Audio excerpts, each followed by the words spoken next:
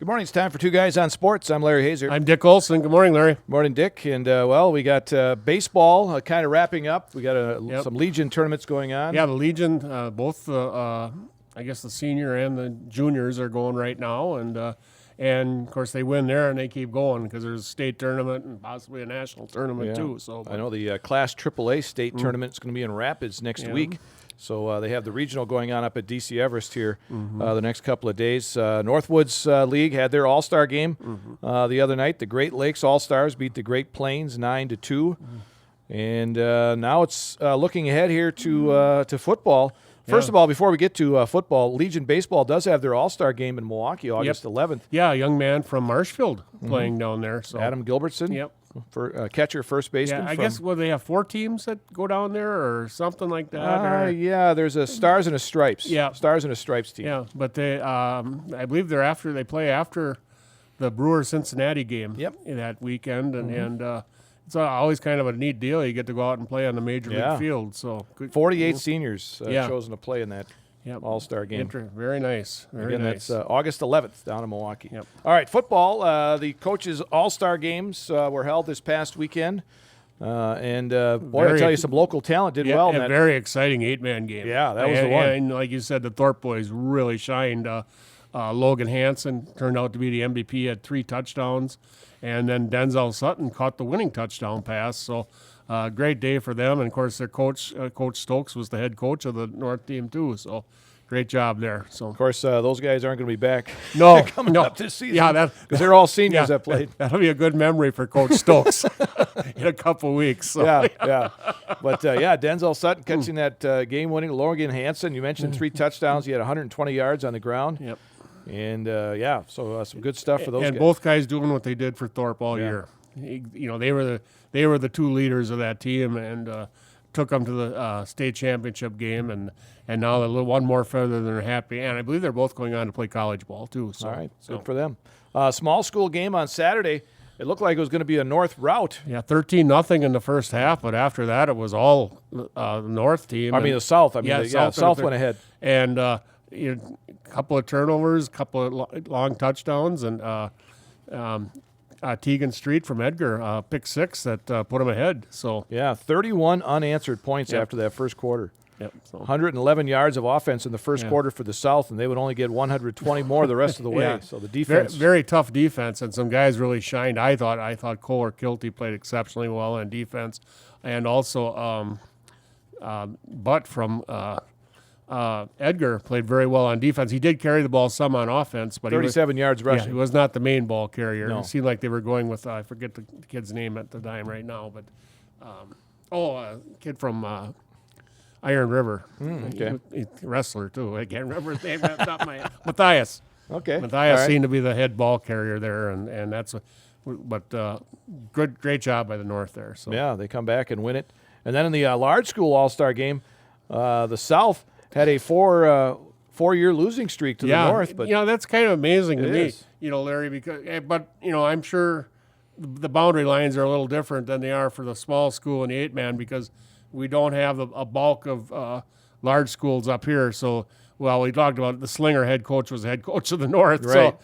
So you'd probably get more talent. You get probably the Madison schools and all them probably on the North squad. But the South team winning for the first time in 4 years here. Yeah, 48-14. It really took it to them, too. Yeah, so. Amon Kanapaki of Stevens Point did have 4 catches for 53 yards and a touchdown, but not a lot of local people in that All-Star game. No, we the North. Very short. A couple of guys from Wausau West, and you said the young man from Stevens Point. I believe a kid from Rapids too. But very little. Yeah, so. All right, so the All-Star game's in the books for the seniors. Their last hurrah as they head off to bigger and better things. Basically, hopefully. It's out with the old, in with the new now. So. Yeah, right.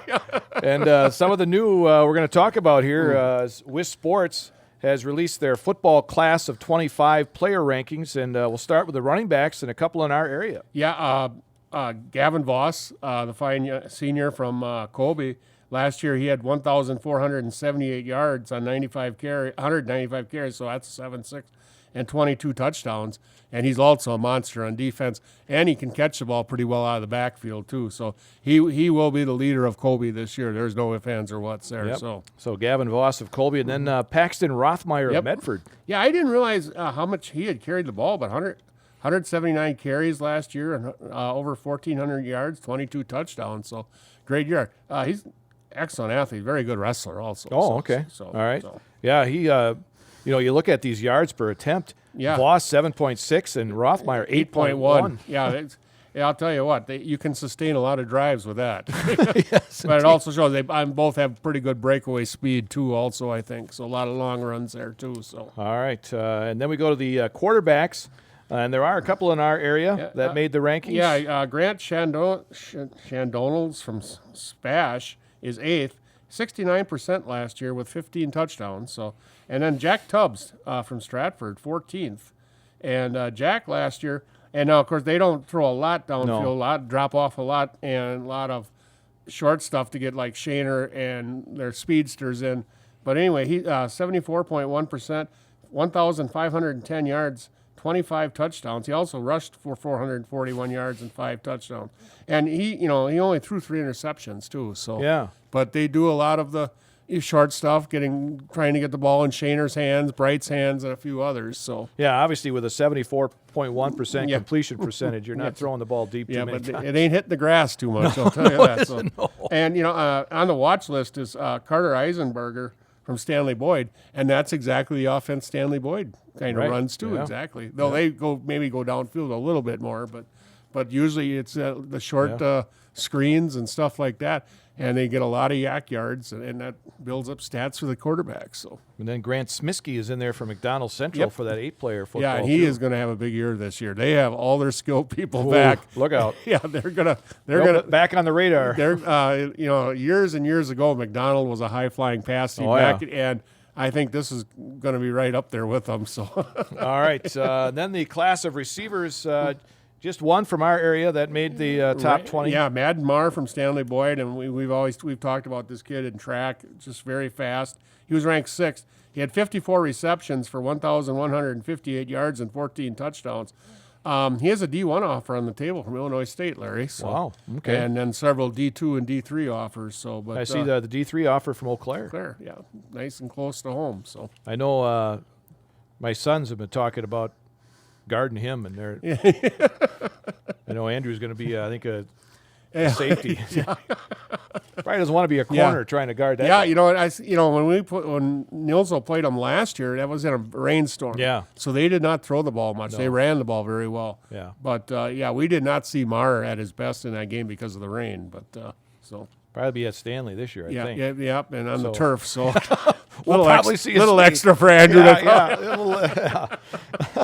All right, some other guys on the watch list from our area. Brooke Hinson from Marshfield, and then we've talked about Jet Shaner from Stratford, one of the quickest kids around, and then Leighton Schuett, a receiver from Edgar. We saw him play a few times last year. He had some nice catches, even though they didn't throw the ball much. And then Zeke Strand from Bloomer, too, another nice athlete. So You bet. So. All right, so there's some of the athletes that will be watching this year, some of the seniors, the upcoming seniors. And, it should be a couple of weeks they go to practice, and then they'll have a scrimmage in a couple of weeks, and then I believe the first round of games is about the 23rd. 23rd, that first Friday. Yep. So. Some teams are having camps. Yep. One of those is Neillsville Granton. I had a chance to talk with their head coach, Reed Lehman. Of course, they're going to be missing a lot of players. Yep. 13 seniors graduated last year, and he talks about what they hope to gain from this camp this week. I guess, first of all, just a little bit about the camp and what you guys hope to accomplish with this 1 week. I think for us it's going to be a lot about trying to just get some of our new guys to understand what we're doing, both how we do things just as a team, with non-football things. We talked a lot about showing up every day, how important that is, being respectful to each other, being respectful to people in the community, teachers, all that kind of stuff, and how if we can do those things, that'll help us become better people, better humans, and we'll have more football success hopefully with that too. I know you've had a big turnover this year, 13 seniors graduating last year. You mentioned getting some of the new guys accoladed to the program. A lot of these guys have been, in this camp over the years, but how do you get them now ready for, I guess, the varsity level now? Yeah, so I mean that's going to be the big thing. I think we have about 3 kids on either side of the ball that have played significant varsity minutes. So it's going to be just trying to get them as many reps as we can right now. Really kind of just get the basics down. Spending a lot more time this week actually that compared to past years. We're spending more time with like running plays versus the technique that we want to use in the when we're running the plays, and hoping that once we can get them to learn what they're supposed to do, then we can start to say, okay, now this is the footwork we want to use, or this is that kind of stuff, and hopefully we'll get some of these guys ready to go by August 16th is our scrimmage, I think. So kind of get some kids ready to go by then. We have a joint practice Thursday with Colby, so that'll be kind of fun to kind of see where some of these guys are.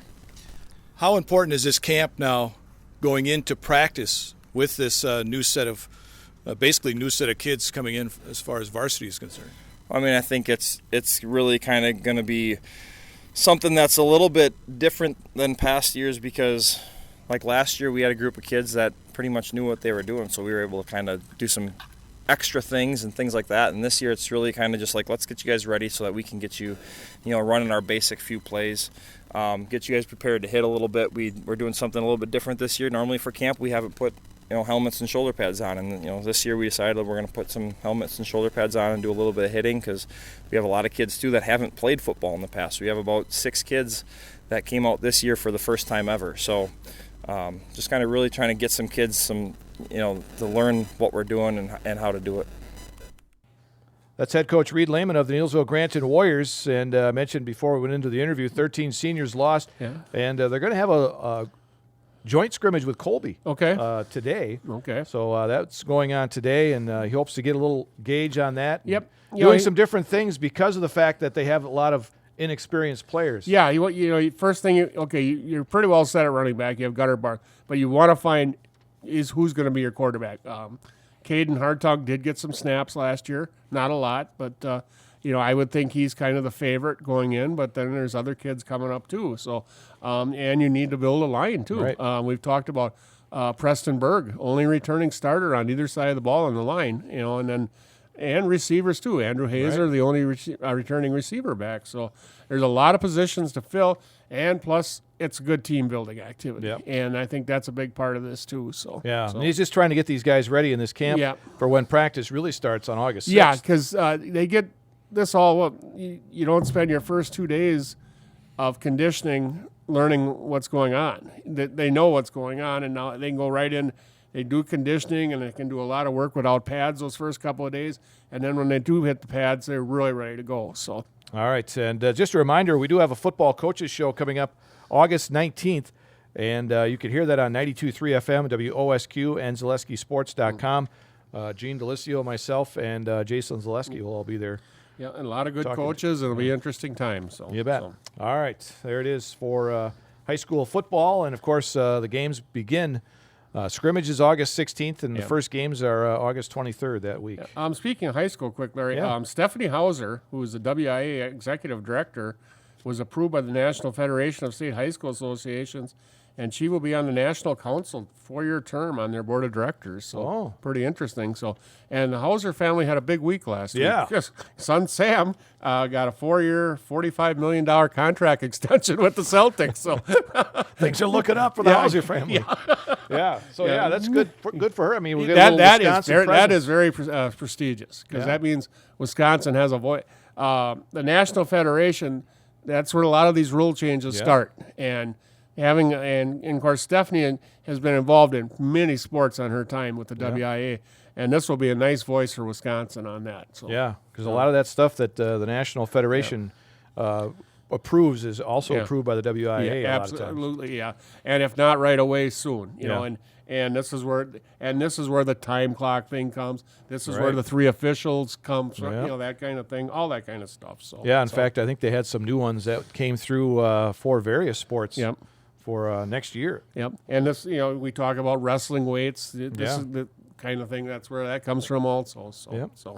All right, so there you go. Stephanie Hauser moving. Well, she'll still be the executive Yeah, director she- of the WIA too. Yeah, Let's not forget that. Yeah, oh yeah, she is a strong voice, and like I said, she's been on that board, part of the WIA for a long, long time, and of course, big around sports. Her and her husband Dave was on the coaching staff at Spash when the boys were there, and of course they've traveled the country watching them play too. So Sure they did. Yes. All right.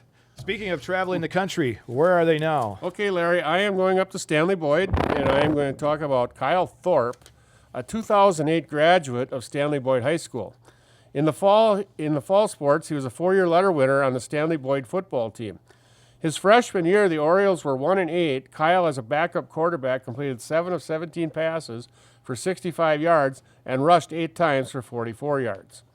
His sophomore year, Stanley Boyd was 8-3 on the season, qualifying for the WI Division V playoffs, where they lost to Wrightstown in Level 2.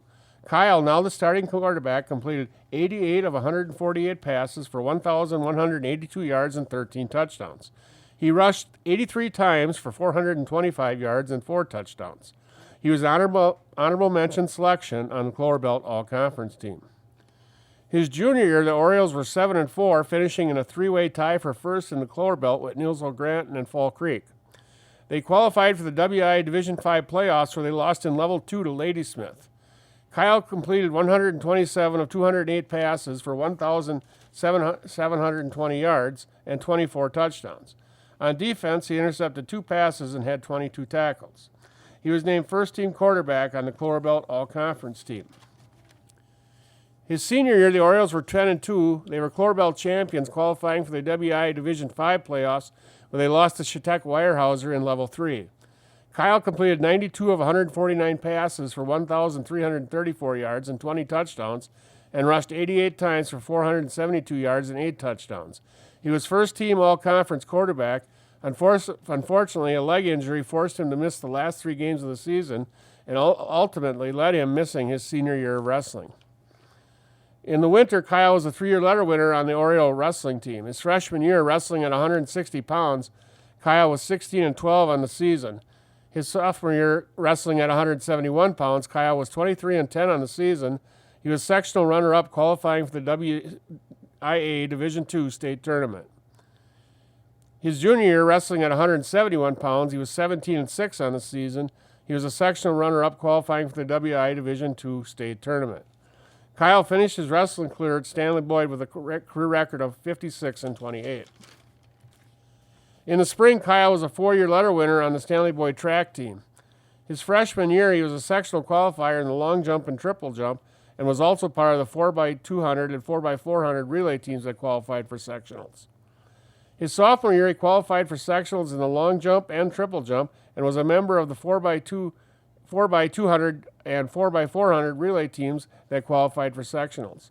The Orioles 4x400 relay team qualified for the WI Division II state tournament that year, where they would finish 8th. His junior year, he was a sectional qualifier in the long jump and triple jump.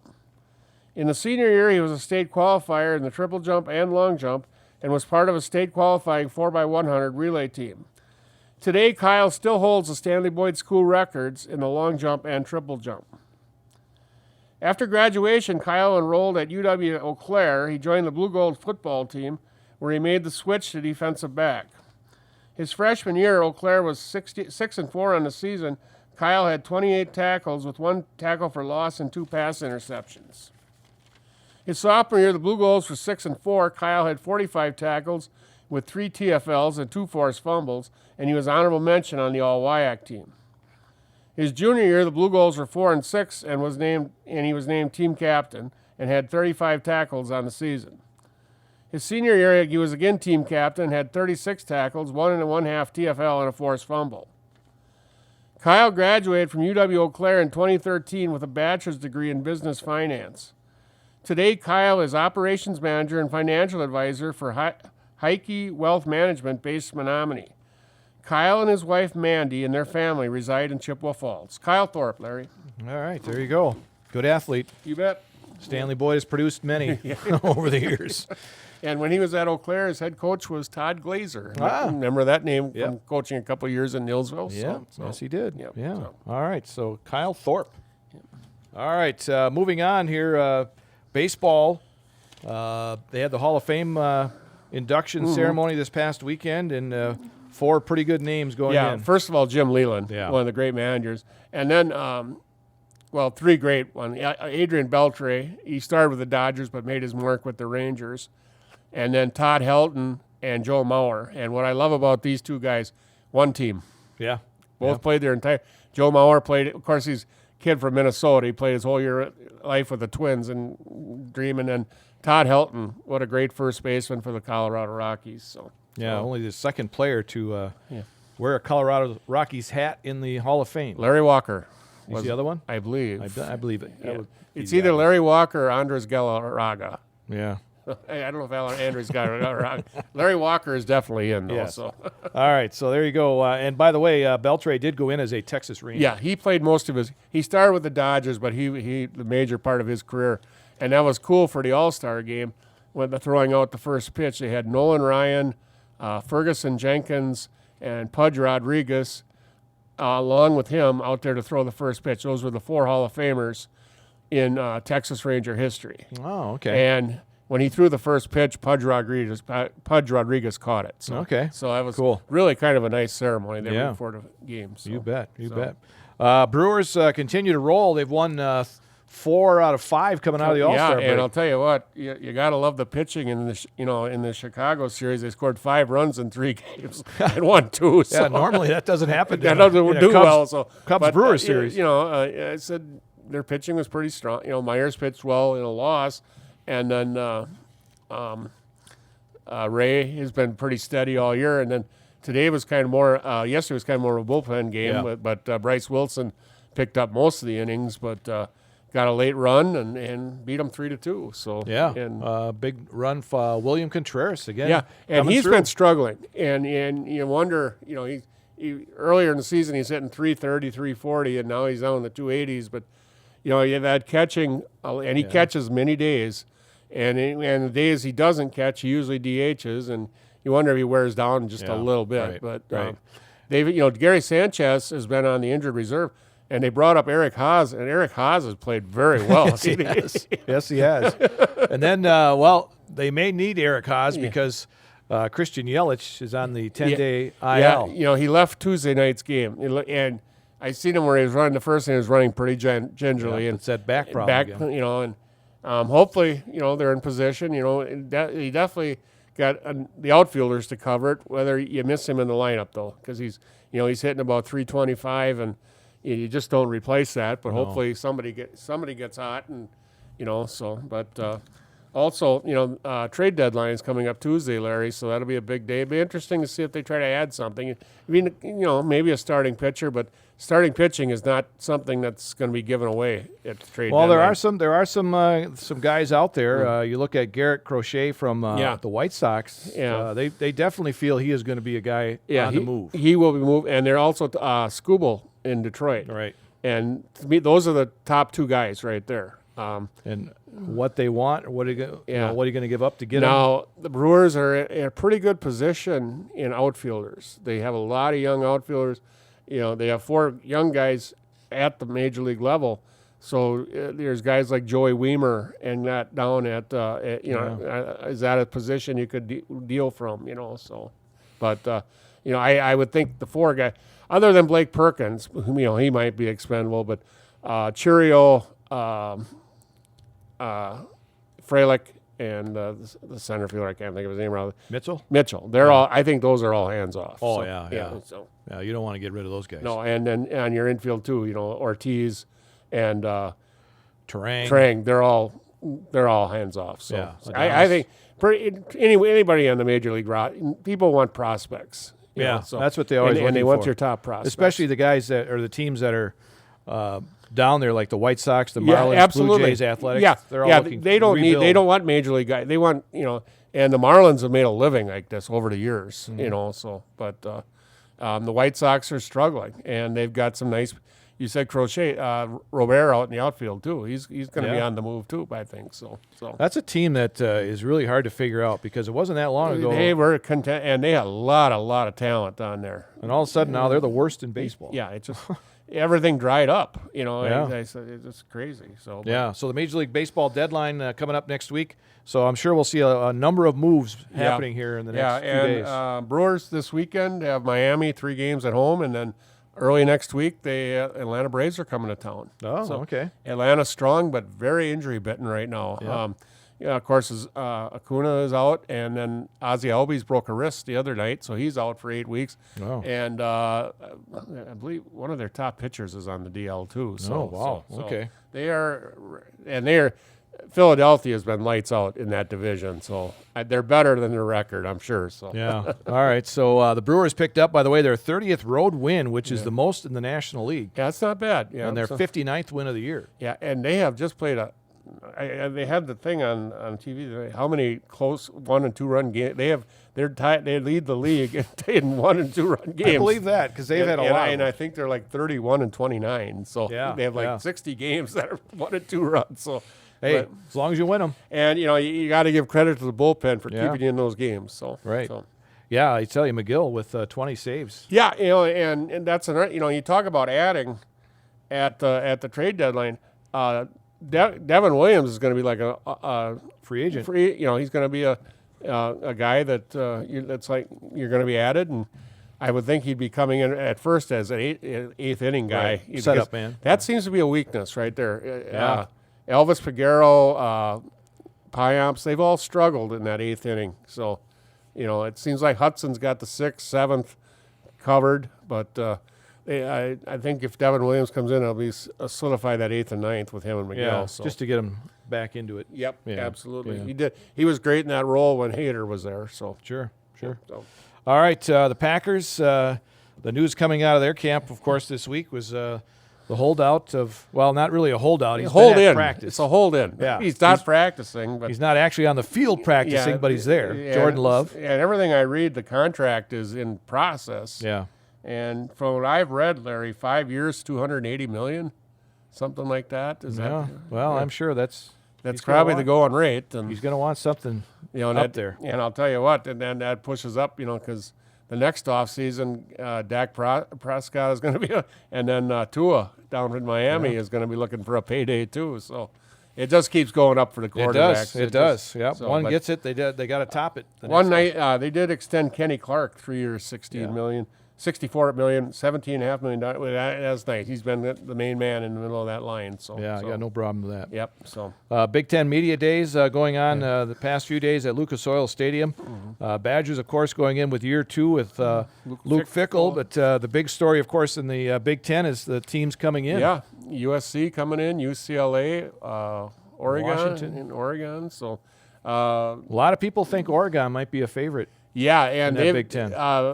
You look at the Heisman watch right now; their quarterback is the leading guy right now. Yeah. So, Badgers go out to L.A. Like their 4th or 5th game, I believe, to play USC. So. I have not seen how they're divvying up the Big Ten. I don't know either. I heard it was, you can't really go one big. No, not 18 teams. You wouldn't think. You would think somehow it'd be 9-9. I don't know. Yeah. So I don't know what Yeah. division the Badgers would be in and It's who's go- going to be in there. You know, with it's them. probably going to be, like when they first did it in the Big Ten, it's going to be a work in progress. Oh yeah. Because you want to keep the Badgers in Minnesota. that one will be, USC and UCLA. That kind of. You want to keep the natural rivals so they play every year. But Yep. of course, Ohio State and Michigan. God help us, we didn't have that one in a year. So the Big Ten, the Badgers, of course, open the season August 30th Yeah. against Western Michigan. Yeah, they start their fall camp Monday, Larry. Okay. And they're through August 12th. They do it at UW Platteville. I didn't Yeah. realize that. And on Saturday, August 10th, they have an open practice at Pioneer Stadium. All right. So And of course, the big news as we're about a minute left here, the Olympics getting Hey, underway tomorrow Friday night. officially. And There are some things going on now, but could be the neatest opening ceremony ever with all the teams coming down on boats down the Seine River to the Eiffel Tower. And did you hear who the flag bearer is for the USA? it'll be Coco Gauff and LeBron James. Yeah. First time ever for a United States basketball player. Good for him. Yeah, Good for him. He deserves. Yeah, he I deserves said, you look at him. How many times he's done? Diana Taurasi. This is going to be her 6th Olympic. Yeah. Well, she's 42 years old, but still very high level. So, Yes. but it's. But I'm really looking forward to that Friday night watching that opening ceremonies. I think be that is cool. going to be really neat. So Should be really cool. All of it on NBC, USA Network, Golf Channel, Mm-hmm. CNBC, and E Network, and also streamed on Peacock. Just a reminder that it is 7 hours ahead. So Yes. a lot of stuff is going to be early in the morning. My granddaughter and I were discussing this the other day. So All right. That's Two Guys on Sports. I'm Larry Hazer. I'm Dick Olson. We'll talk to you again later.